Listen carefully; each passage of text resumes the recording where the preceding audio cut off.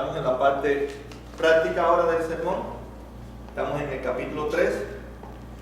Habíamos hablado algunos ya versículos anteriormente. Hemos hablado hasta el 11 y hoy vamos a partir del versículo 12. Así que vamos a ir al 3:12 y dice así: cuídense, hermanos, de que ninguno de ustedes tenga un corazón pecaminoso e incrédulo que los haga apartarse del Dios vivo. Más bien, mientras dure ese hoy, anímense unos a otros cada día para que ninguno de ustedes se endurezca por el engaño del pecado. Hemos llegado a tener parte con Cristo, con tal que retengamos firme hasta el fin la confianza que tuvimos al principio. Como se acaba de decir, si ustedes oyen hoy su voz, no endurezcan el corazón, como sucedió en la rebelión. Ahora bien, ¿quiénes fueron los que oyeron y se rebelaron? ¿No fueron acaso todos los que salieron de Egipto, guiados por Moisés? ¿Y con quiénes se enojó Dios durante 40 años? ¿No fue acaso con los que perecieron, los cuales cayeron muertos en el desierto? ¿Y quiénes juró Dios que jamás entraría en su reposo, sino a los que desobedecieron? Como podemos ver, no pudieron entrar por causa de su incredulidad. ¿Ven? Ok, entonces hoy vamos a hablar la parte del sermón donde está la parte que se le llama como la amonestación.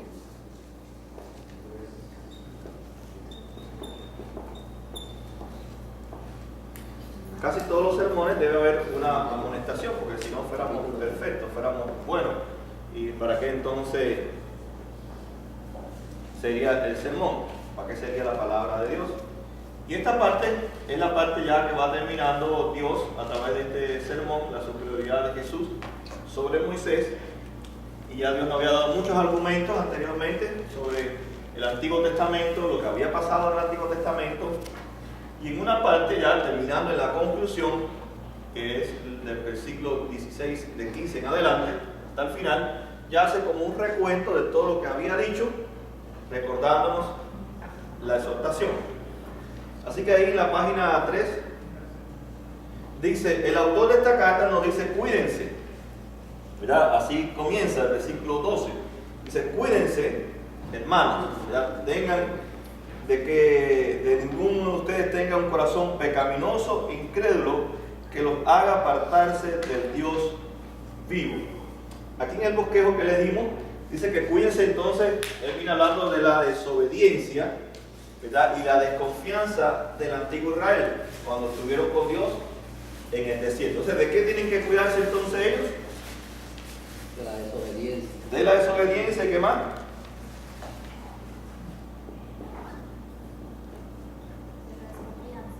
De la incredulidad. Y la desconfianza.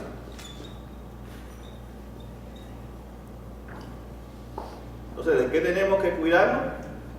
De la desobediencia. Ok, y pone como ejemplo lo que hizo el Israel antiguo. O sea, le trae, podemos decir entonces, es una ilustración. Todos los sermones hay que poner ilustraciones para que la gente pueda entender. Así que la ilustración que está usando Dios es una experiencia real que ellos conocen, que tiene que ver con Israel del Antiguo Testamento, o el Antiguo, que en el desierto desobedecieron y desconfiaron de Dios. Entonces dice, cuídense de que ustedes no caigan en esta desobediencia y en esta desconfianza. Y después nos va a hablar por qué sucede esta desobediencia y esta desconfianza. O sea, qué pasa en nuestras vidas o qué pasa en la vida de la gente que fueron desobedientes y desconfiados de Dios en el Antiguo Testamento, como en el Nuevo Testamento, o a los lectores que se les está escribiendo. Y dice la desconfianza hacia Dios que mostraron sus padres, ¿verdad? Los antepasados. Y les recuerda que fueron en el desierto, a fin de que no se pierdan, como ellos, las bendiciones reservadas por los creyentes. Entonces hay una amonestación. Si a ellos les pasó esto, a nosotros también nos puede pasar. Lo mismo. ¿Ok? Si ellos, por ser desobedientes, por desconfianza, ¿verdad? Y nos manda, la advertencia es: cuídense. ¿Ok? Así como les pasó a ellos, también nos puede pasar a nosotros. Sabemos que sobre ellos vino el juicio de Dios, también sobre nosotros nos puede pasar lo mismo si descuidamos nuestra vida y comenzamos a ser desobedientes y a desconfiar del Señor. ¿Estamos hasta aquí? Entonces dice aquí sobre la urgencia de esta exhortación. Más bien, mientras dure ese hoy. O sea, hay una urgencia entonces dentro de esta amonestación. Una urgencia, ¿verdad? Cuando usted va a urgencia, es porque usted necesita algo rápido, ¿verdad? Es una urgencia. Dice, bueno, voy a la urgencia porque tengo un dolor, necesito una solución rápida para lo que yo tengo.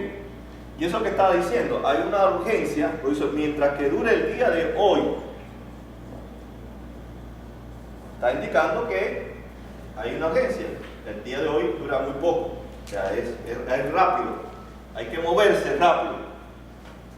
Entonces continúa diciendo, mientras haya tiempo todavía, mientras todavía se pueda hablar de hoy, mientras haya oportunidad, rindan a Dios la obediencia, la sumisión y confianza que Él merece y se le debe, aunque siempre es hoy. El hoy no dura para siempre. Aunque es hoy, el hoy no va a durar para siempre.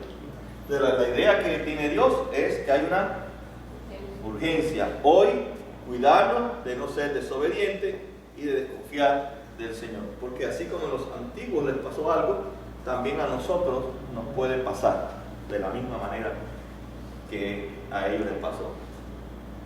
Y es por eso que Dios dice, hay una urgencia hoy, el hoy, mientras que dure ese hoy, de que habla que aunque estamos viviendo en el hoy, pero va a pasar el hoy. ¿Estamos ahí? Amén.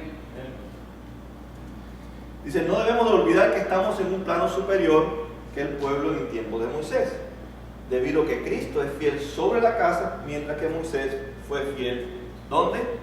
Dentro de la casa.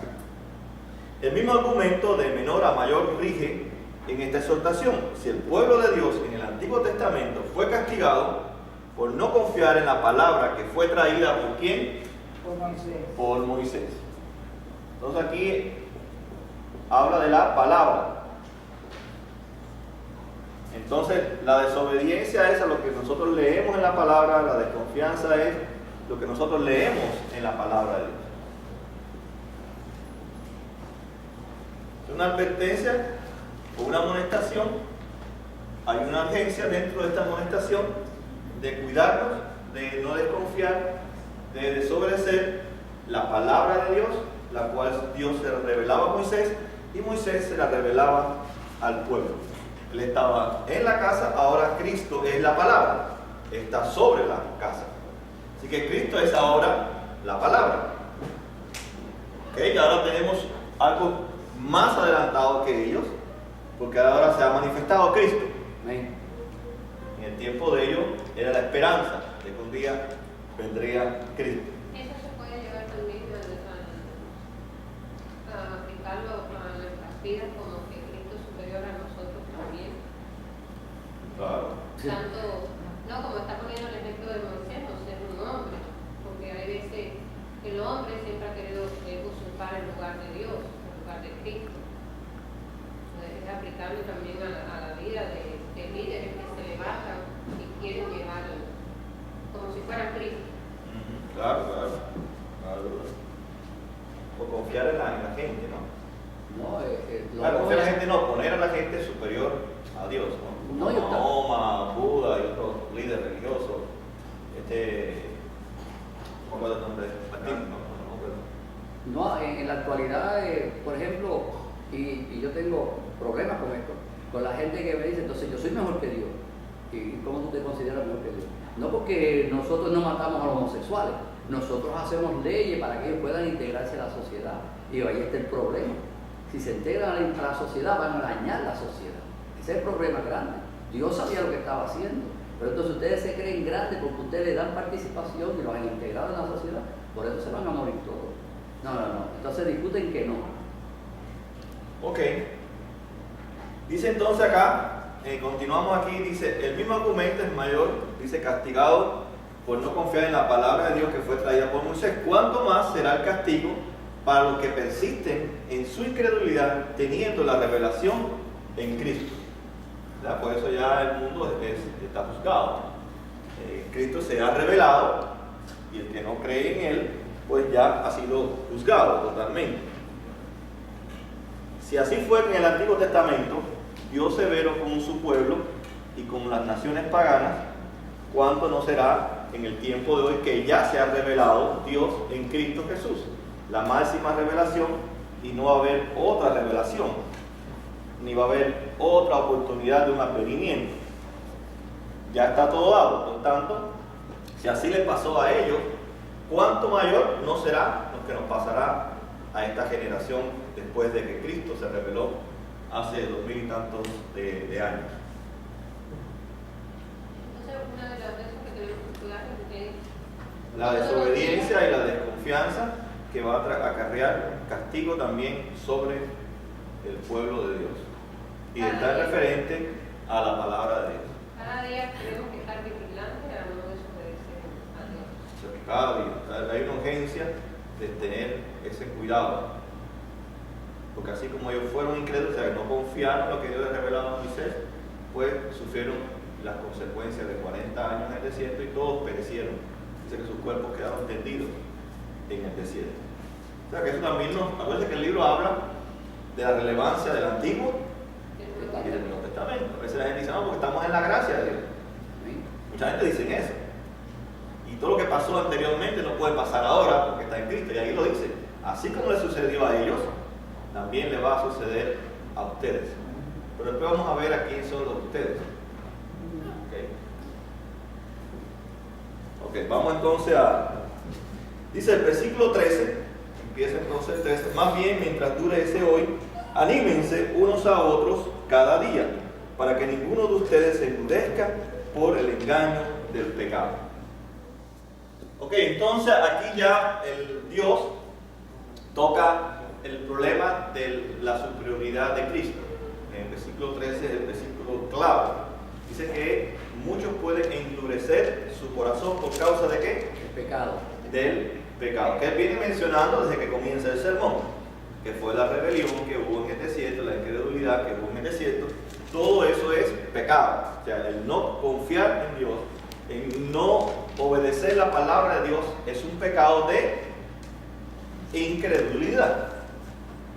Y eso trae castigo sobre nuestras vidas. Se refiere a la incredulidad porque no creemos Lo que la palabra de Dios reveló, en este caso Moisés, en este caso es Cristo. Dice entonces aquí, hay alguna frase muy interesante, a la vez una seria advertencia. Dice, la frase es el engaño del pecado. Me perdió un poquito que era del punto En la página 6, segundo párrafo, el segundo párrafo. No, 1, 2, tercer párrafo, versículo 13 dice. Dice a la vez una seria advertencia y es el engaño del pecado. Qué interesante como va desarrollando Dios el sermón. El pecado, si usted nota, a usted leerlo le da personalidad. ¿No es así? El engaño. Entonces como que en esa metáfora de Dios, al pecado no lo pone como algo inactivo, algo pasivo, sino le da una personalidad al pecado, le da una identidad y dice que es engañar.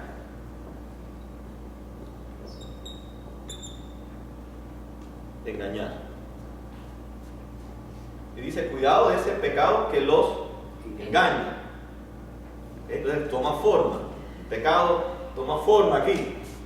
Es activo. Engañar. Es un verbo de acción. El pecado nos engaña. O sea que pensamos que estamos bien, pero el pecado nos está engañando. Pensamos que estamos siendo desobedientes Pensamos que estamos confiando en Dios, pero nos está engañando. ¿Ok? Y estamos realmente haciendo lo opuesto. Tiene esa propiedad, el pecado, de engañarnos a nosotros. Ok, seguimos entonces, dice aquí, la frase total habla de endurecer por el engaño del pecado. Así que el pecado engaña y endurece. Otra característica, ¿verdad? Otra personalidad, se va endureciendo. Entonces, engaña y endurece. Cuando Bueno, sí, dice porque es pecado. endurece es cuando no reconocemos que estamos pecando contra Dios. Ahora vamos a ver ahí. Y endurece, ¿ok? Entonces nos engaña y nos endurece. Entonces dice, tengan cuidado de que producto del pecado no se le engañen y se endurezcan ustedes mismos. O sea que vemos que entonces la finalidad del pecado es que la persona quede totalmente rígida, casi inactiva, ¿no? Cosas rígidas, endurecida, algo que es suave, líquido, y se ha puesto duro, ¿verdad? Que es difícil de penetrar, difícil de entrar en la vida de esa persona. Y después vamos a ver un poquitico más, a medida que vamos avanzando. Así que esta es la finalidad de endurecer a la persona. Seguimos entonces. Dice, ¿qué es este engaño del pecado? Ahora, ¿cuál es a lo que se está refiriendo el autor del engañar? El pecado engaña. Ok, vamos ahora ahí. Vamos al versículo 14, que nos va a dar la respuesta. Dice, las palabras que siguen el versículo 14 nos dan la pista. Dice, hemos llegado a tener parte con Cristo, con tal de que retengamos firme hasta el fin la confianza que tuvimos al principio. Dice, hemos llegado a tener parte en Cristo, siempre y cuando retengamos firmes hasta el fin la confianza. Ok, entonces uno de los engaños es que La desconfianza. Desconfianza. ¿Uno de qué? ¿cuál sería uno de los el engaño del pecado? La desobediencia. Desconfiar. Vamos para ahí otra vez a leer. ¿No está en el versículo? No busquemos por ahí. Dice, hemos llegado a ser parte Con Cristo. con Cristo. Ok. O sea, ¿cuál es el engaño? Que somos parte con Cristo. Pero sabemos que no estamos con Cristo. Ahora vamos a ver, vamos a llegar hasta ahí. Ok, entonces nos engaña de que somos parte de Cristo, o como dice, participantes con Cristo. Fíjense que participar, ¿qué cosa es participar? Compartir, estar con. Ok, cuando decimos, mira, no participaste en la reunión pasada, no participaste en el picnic, No estuviste. no fuiste parte de Nosotros. nosotros, pero tú dices que eres parte de nosotros. Y hay una contradicción. Tal vez los hermanos no entienden eso. A veces decimos, yo soy parte de la iglesia, pero yo a esta actividad no voy, yo a aquella actividad no voy. Entonces tú no eres parte. Tú dices que eres parte, pero no participas en las cosas que participa la iglesia. Entonces nosotros decimos, somos parte de Cristo, pero tú no participas en las cosas que Cristo participa. Entonces no eres parte. Y es un engaño que es El pecado. el pecado que hay en nosotros. Por eso muchos le preguntan, hermano, ¿por qué no participaste? Y buscan mil excusas. Entonces tú no eres parte, no participaste. Y no participaste porque el pecado te engañó, producto de tu desconfianza que estás viviendo ya. Es la urgencia que dice el artículo de hoy. Hay una urgencia que te está diciendo, estás desconfiando, estás desobedeciendo, por eso no estás haciendo parte de algo. No lo vemos así, ¿no? Porque pensamos que una actividad es una actividad, es algo para entretenernos a nosotros, porque el pastor está muy aburrido, no tiene nada que hacer en su casa, y él no quiere mantener de actividad en actividad, para que no piense que él está ganándose el dinero. Pero cada actividad tiene un propósito, tiene una visión, tiene una misión, con el cuerpo de Cristo y con los que están afuera del cuerpo de Cristo. ¿Entienden ya? Entonces, ese es uno de los engaños. Pensamos que estamos participando con Cristo, que podemos llevarlo a una aplicación al día de hoy, pero yo pienso que estoy participando de esta iglesia, pero yo nada más que voy a ciertas actividades que yo escojo cuando no tengo nada que hacer más importante para mí o que yo pienso que es importante. Entonces, ese es un engaño. Y por eso dice, el engaño que es que ustedes creen que están participando con Cristo, pero no están participando con Cristo. ¿Por qué? Porque se han endurecido. Y ahí está el gran problema de la iglesia del tiempo de hoy. Por eso la gente no lee la Biblia, no oran, no evangelizan, no discipulan, porque no están participando. Cuando usted tiene, aunque dice también el pasaje, animémonos los unos a los otros mientras que dure el día de hoy. Pero fíjense que no está diciendo que animémonos para que hagamos lo que Cristo dice, porque se supone que esa persona tiene a Cristo. Sí, ahí vamos a llegar un poquitico más hacia, bueno, Dios está penetrando en el corazón de la gente, de la problemática que están teniendo, ¿verdad? Aunque no es un sermón, es un estudio, pero estamos más o menos como si tuviera, hay que interpretarlo como un sermón. Me perdona si creen que estoy predicando, pero es un sermón lo que estamos estudiando, ¿no es así? Sí. Como si cogiéramos el sermón de yo, un sermón mío, en un sermón. No podemos convertirlo en una parábola, o en un símil, o en una poesía, porque no lo es. Ok, entonces vemos que por endurecer el corazón la gente, no están participando con Cristo, porque es algo que debe salir natural. Ahora, cuando habla de animarse, no estaba diciendo el pasaje que es animarnos a participar con Cristo, sino que nos animemos en esta área, porque dice, cuídense de qué, del pecado. Y decir, mira, te veo que no estás participando en las cosas del reino de Dios dentro de esta iglesia local, y puedes estar pensando que estás bien, pero te estás engañando. Está diciendo que estás siendo parte de Cristo, y toda iglesia sana está participando con Cristo, no está haciendo ¿qué? Lo que Cristo nos manda hacer a través de su palabra. Ok, ahí va llegando ya el corazón de nosotros. Lástima que no está la gente aquí, vamos a tener que predicar sobre hebreo, ¿verdad? Todos los sermones para la iglesia. Mira que poquitos tenemos aquí, porque han endurecido sus corazones. Ok, y creen que están participando con Cristo, pero no están participando, porque la palabra para ellos no es importante. Ve que a veces nos engañan. Bueno, seguimos un poquitico ahí, no vamos a adelantar.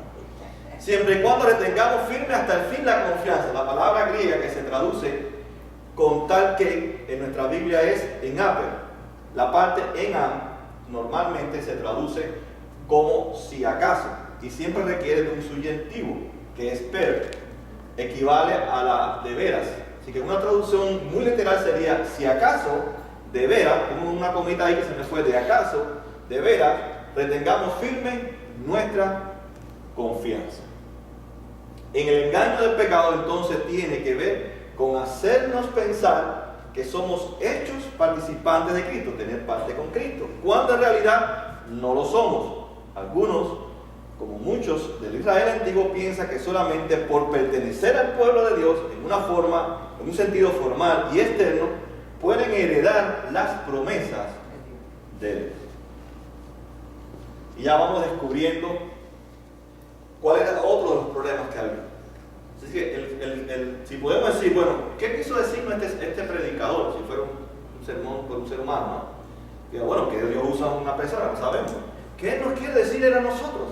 Si yo puedo llevarme algún pensamiento del sermón del autor de Hebreo el domingo pasado, ¿verdad? ¿Cuál podría yo llevarme el pensamiento? ¿O cuál sería el cuestionamiento al yo salir y decir, wow, ¿de qué tengo yo que reflexionar?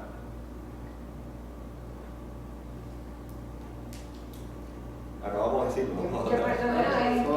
Vamos otra vez. Dice, piensen que solamente pertenecer al pueblo de Dios de una forma formal y externa pueden heredar las promesas de Dios.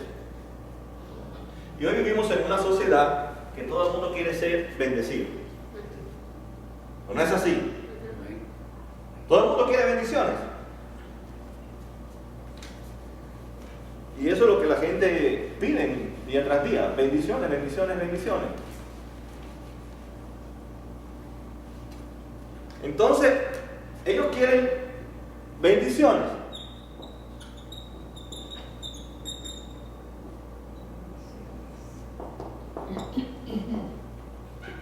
Que le llaman las promesas. Algunos dicen que hay como 7.000 promesas en la Biblia y todas son nuestras. ¿Verdad? Dicen algunos por ahí. Pero sin embargo, el autor está diciendo que estas bendiciones nos llegan en nuestra participación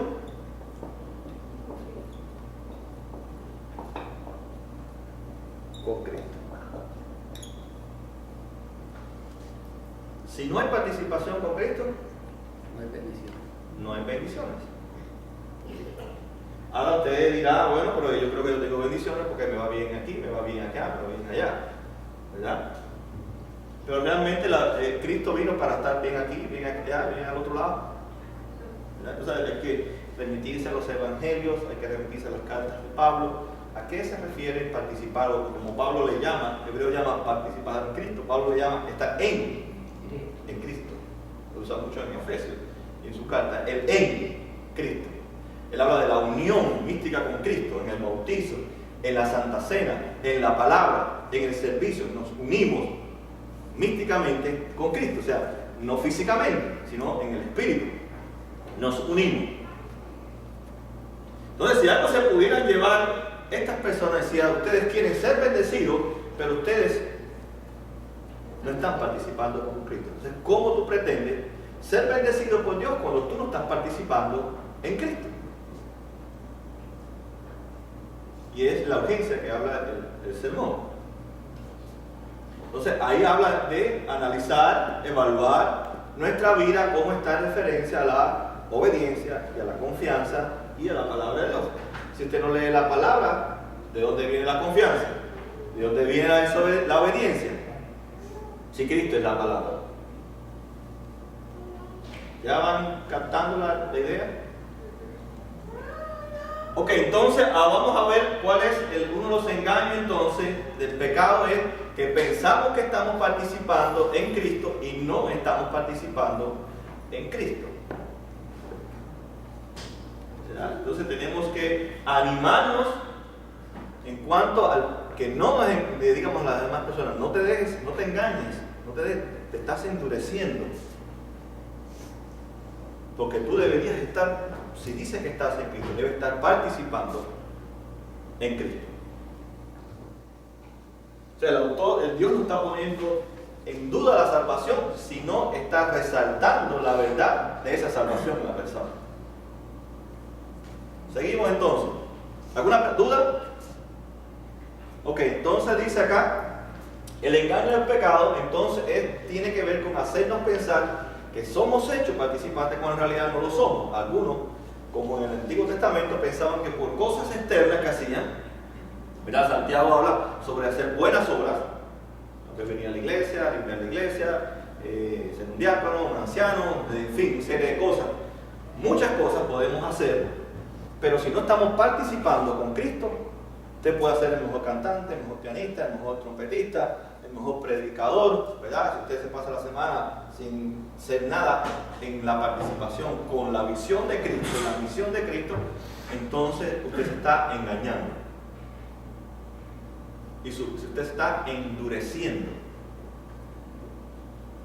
Por eso muchas veces nosotros decimos, tú eres católico o vives como católico. ¿Qué quiere decir eso? Es lo que dice Hebreo, ¿no? Tú dices que eres cristiano, pero eres católico, ¿por qué? Porque estás sentado cada domingo en una forma inactiva. Vienes y te vas. Y dentro de la iglesia evangélica, aunque no somos católicos, pero hay muchos católicos dentro de nuestras iglesias. No por sus creencias, sino por su participación en Cristo. ¿No es así? Hay hermanos y hermanas que usted lo ve de domingo en domingo, pero entre la semana no tienen ninguna participación en Cristo. Se están engañando, se están endureciendo, están en desobediencia, el pecado los ha engañado, piensa que son obedientes, piensa que están confiando en Dios, pero dice, y quiero bendiciones. ¿Ok? Ahí Dios está dando bien fuerte, no sé cómo usted le está dando. Inclusive pasamos la semana sin tener como nuestros principios, no buscamos su dirección, su palabra, su guianza. Exacto. Para cada día. Dice entonces, hoy en día muchos creen que basta con haber sido bautizados alguna vez para que sean cristianizados. Confían en su adhesión o en un movimiento o en una aplicación de un rito. En lugar de una fe activa, tienen una falsa seguridad, una fe activa. Dios está moviendo el corazón de ellos para los que estén medios así, poder moverlos a la acción. Porque eso va a hablar en el capítulo 11 más adelante, sobre la fe. Dice, hoy en día muchos se bastan con ser bautizados, con algunos ritos, la fe activa y una falsa seguridad. Dice, la cuestión no es algo, no es si algo o alguien nos puede separar del amor de Dios en Cristo. Por supuesto, nadie ni nada nos puede hacerlo. Romanos 8, 35, 39. La cuestión que tiene que ver es con quién es hecho participante en Cristo. ¿Quién es hecho participante en Cristo? ¿No es así? Dice que entonces el engaño del pecado hace creer a los que no son participantes que ya lo son. Es una falsa confianza, una seguridad no auténtica. El que es hecho participante de Cristo retiene la confianza firme. Y el que retiene la confianza firme es hecho participante de Cristo. Así que tiene que ver con la confianza. ¿Verdad? El que es participante mantiene su confianza en Cristo. El que es, y viceversa, el que es participante con Cristo mantiene su confianza firme hasta el fin. Preguntita que tengamos aquí.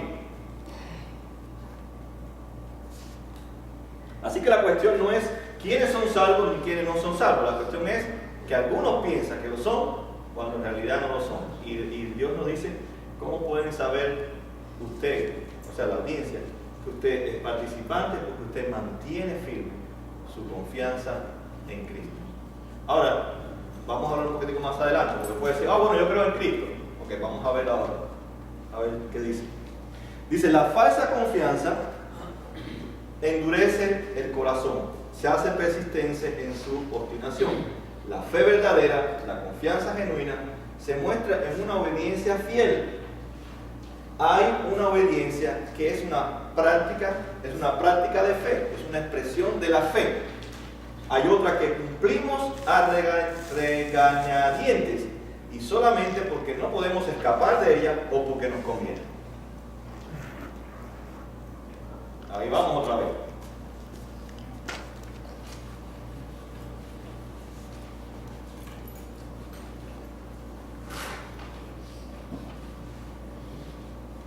Entonces, hay una obediencia que es respuesta a esa fe. Hay otra obediencia que uno dice, bueno, me conviene obedecerle a Dios para que me dé una casa. O no tengo otra opción. El pastor me dijo que hiciera eso, no tengo otra opción que hacer. Porque ¿qué va a pensar él y la iglesia de mí? O regañadiente es como es llegar al punto que la persona tenga que estar regañándote, insistiéndote. Tienes que evangelizar, tienes que hacer la planificación, tienes que visitar a la gente, tienes que leer la Biblia. ¿Ves? Eso te está ya regañando. Y te dice, ok, es verdad, tienes razón, voy a leer la Biblia, ok, voy a salir a evangelizar, ok, voy a participar en las cosas de la iglesia para que no se ponga bravo el pastor. Esa es una obediencia que es engañosa. Fíjense cómo la voluntad del hombre regenerado y de la mujer regenerada se mueve sin el regaño. Es lo que está diciendo el autor, o Dios a través del autor. Cuando ya llega la persona al punto de regañarnos, entonces tú dices, wow, el pecado me está engañando, me estoy endureciendo. Y esto está en relación con mi participación en Cristo. Y pienso que estoy siendo obediente, pero no. Es una obediencia de dedo, apuntando, me están haciendo, a gesto, pero no una fe que me hace moverme, porque está puesta no en el pastor, no en la iglesia, sino está puesta en Cristo. Y como yo participo con Cristo, y esto de lo que está aquí, por lo que se ha presentado, es parte de mi participación, yo participo. ¿Quién obliga aquí a votar ahora en noviembre? Hasta los cristianos salen a votar en noviembre. ¿Quién los obliga a ustedes a votar? ¿Quién les regaña a ustedes a votar? Usted va solo, ¿no? Porque usted quiere participar en un evento muy importante que sucede cada 4 años para elegir a Obama o Pedro, a María o a José. No es así. Nadie lo regaña. Algunos le hacen conciencia por ahí de que votar, que el voto, tiquitique que hacen la gente con los votos, ¿no? Con las cosas. Pero cuando usted tiene que estar regañando, usted tiene que votar, porque si no, va a pasar esto, va a pasar aquello otro. Usted está haciéndolo porque le conviene. No, para que no saque esta ley, para que no saque otra ley, porque a ti te conviene que no salgan esas leyes. Y entonces eso no es obediencia. ¿Verdad? ¿O no es así? Eso es conveniencia. Es conveniencia. Entonces, vivimos muchos en este tipo de obediencia. Me conviene por tal cosa obedecer. Y eso se lleva a todas las áreas de la vida, hasta el trabajo. No obedezco al jefe del trabajo porque me convenga, porque me va a votar. Porque Pablo dice, ¿verdad? Dios dice en su palabra que en todo tenemos que honrar a Dios, aún en nuestro trabajo, ¿no es así? Pero nosotros obedecemos porque nos conviene. Entonces no es una obediencia que nace de una fe puesta en Cristo, sino una obediencia porque me conviene. Si no me van a votar, no voy a poder pagar los billes. ¿Entienden ya? Eso se aplica a todas las áreas de nuestra vida. Entonces no es una obediencia de participar con Cristo. Yo tengo que honrar el nombre de Cristo en mi trabajo. ¿O no es así? Y debe ser glorificado a través de mi trabajo, aunque sea recogiendo papeles, aunque sea lo que sea, porque el trabajo no es un castigo, ¿verdad? Es una bendición de Dios. ¿O no es así? Dice Génesis capítulo 1 y 2. Dice que Dios creó al hombre ¿para qué? Para trabajar. ¿Por qué la gente se está loco por retirarse? Póngase a pensar. No es así. Dice, ve, multiplícate, somete la tierra. ¿Y cómo era sometiéndola? Trabajando el huerto de Dios. Así cuando usted va a la factoría, al trabajo, es el huerto de Dios que usted está trabajando. Entonces, el trabajo no es un castigo. Es trabajar en el huerto de Dios. Porque es la creación de Dios, aunque el huerto perdió su imagen, pero sigues trabajando ¿para quién? Para Cristo. No para, por ejemplo, yo trabajaba para compañías, Trustcore International. Yo no trabajaba para ellos, trabajaba para Cristo, en ese lugar, para honrar el nombre de Cristo, allí en ese lugar. ¿Entienden ya? Entonces, pero la filosofía del mundo es: el trabajo lo hizo Dios como castigo y no hemos creído que es como un castigo. Pero usted nota en Génesis, el trabajo no vino después de la caída. Estaba Adán cuidando del huerto de Dios, estaba trabajando en la creación que es de Dios. O sea, ningún mandato de Dios fue dado después de la caída. Incluso cuando nos dijo multiplíquense, o sea que era tener relaciones sexuales para poder tener hijos. No fue después de la caída. ¿O no es así? Ahí está, la caída es en el 3, eso está como en el 1 por los 20 y pico, antes que llegue al 2. Que va a ayudar Dios concluyendo al final del 1 sobre el día del reposo. ¿Estamos ahí? Sí, señor. Ok, un día vamos a hablar sobre eso. Tengo varias series en mi mente que tengo que tomar esa decisión. que se está Es distinto, trabajando con ¿verdad? la ¿En qué familia, página está? cuando te decimos los hermanos, con nuestros hijos, hablan con sus hijos. Muchas veces se hace regañadiente, o sea, no se No es una obediencia basada en mi confianza que tengo en Cristo, por tanto no estoy participando con Cristo. Deuteronomio capítulo 6 dice que tenemos que discipular a nuestros hijos. Si no lo estoy haciendo, ¿cómo le voy a pedir bendiciones a Dios? Estoy en desobediencia, estoy en desconfianza, mi corazón se está endureciendo. Entonces tengo que ver si estoy participando o no estoy participando con Cristo. Ok. Muchas aplicaciones se pueden sacar de esta frase nada más. Tener parte con Cristo, como dice el pasaje. Dice, hay una obediencia, ¿verdad? Dice, hay otra que cumplimos regañadientas y solamente porque no podemos escapar, porque nos conviene. Este tipo no es la fe verdadera. La fe verdadera es la confianza que brota de un sólido conocimiento de la palabra y de una esperanza segura y viva en la verdad de lo que dice la palabra. Dice que yo debo hacer eso y nada, no tengo que dudar. Ay, debo de hacerlo. Porque quiero participar con Cristo, quiero ser obediente. Nadie tiene que ponerme un puñal o hacer todo un medio de propaganda para yo discipular a gente. No es así. Si estoy participando con Cristo, entonces la misión de Cristo, que es ir, buscar y salvar lo que se ha perdido, dentro de una misión que Él nos ha dado, vayan y enséñenles, ¿no es así?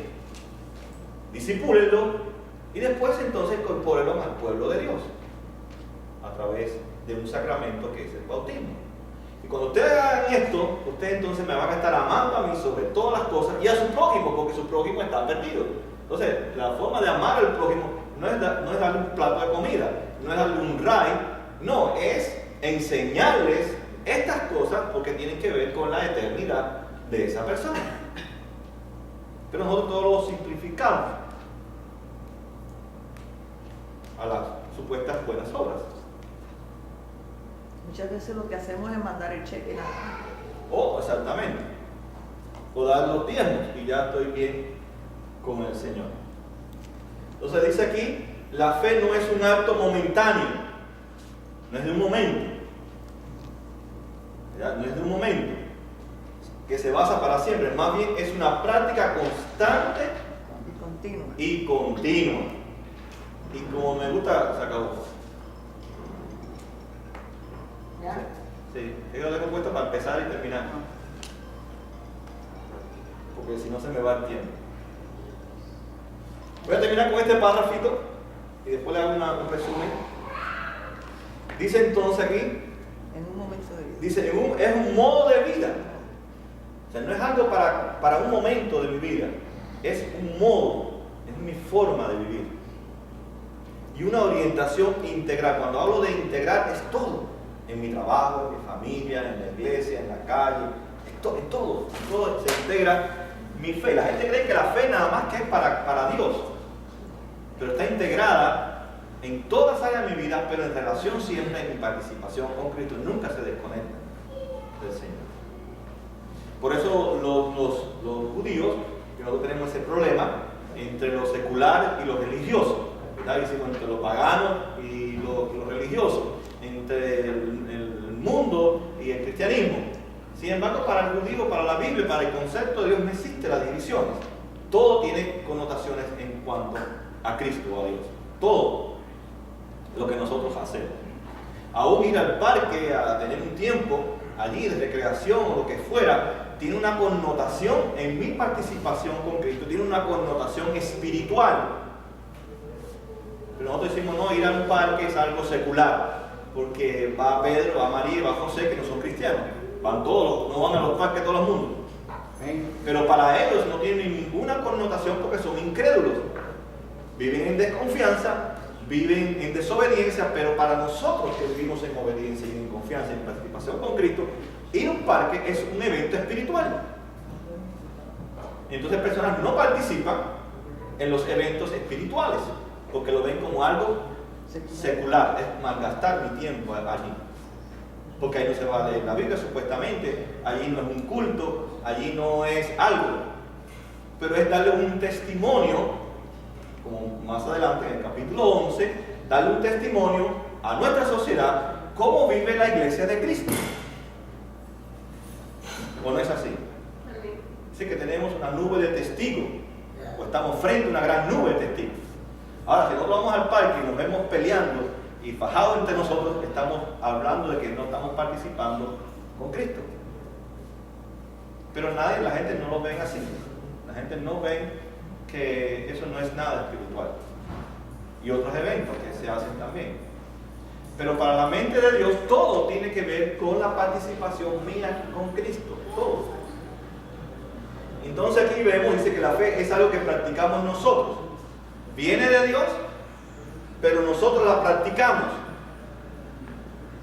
Nosotros creemos por la palabra, pero es una actividad nuestra y vivimos lo que creemos. Ahí nos quedamos porque ya voy a dar el toque desde aquí.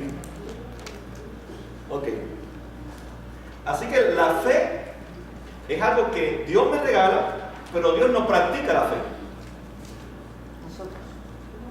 Y nosotros queremos que Dios sea el que practique mi fe. Si tú eres Dios y eres soberano, pues haz esto. ¿Estás diciendo a Dios que qué? Practica tu mi fe. ¿No es así? La fe no es para que Dios la practique. Él me regala la fe para que yo sea el que la practique. Pero solamente la voy a practicar si estoy participando con Cristo. Oramos, Señor.